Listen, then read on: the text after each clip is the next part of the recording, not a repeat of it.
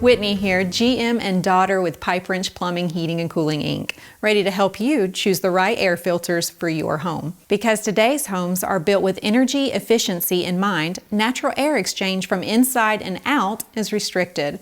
As a result, dust, allergens, and even potentially hazardous contaminants can get trapped inside your home. According to the EPA, Americans on average spend approximately 90% of their time indoors, where the concentrations of some pollutants are often 2 to 5 times higher than the typical outdoor concentrations. Air filters are, therefore, designed to protect both you and your heating and air conditioning systems. When choosing your air filters, there are 3 important factors: size, MERV ratings, and MPA ratings. Let's break those down.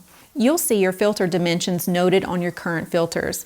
Common filter sizes, for example, are 14 by 20 and 20 by 25, but these can vary widely. They also differ in depth from 1 inch to 6 inches. It's important to replace your filters with the correct size and depth filter. Next, you'll consider the MERV rating.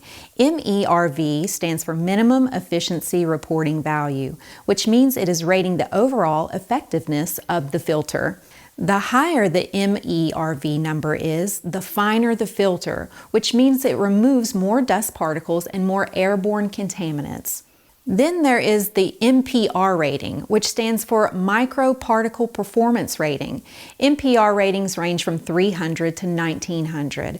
The higher the MPR, the greater the ability of the filter to capture airborne particles smaller than 1 micron. Remember to replace your furnace filters quarterly or even monthly if you can, as this will help improve your indoor air quality, keep your home cleaner, and reduce the strain on your HVAC system, which will also lower your energy bill. Don't forget to subscribe to our channel for more helpful homeowner tips. And remember, we're here when you need us. Call 865-583-3957 or you can book online at pipewrench.com. Thanks for watching and have a great day.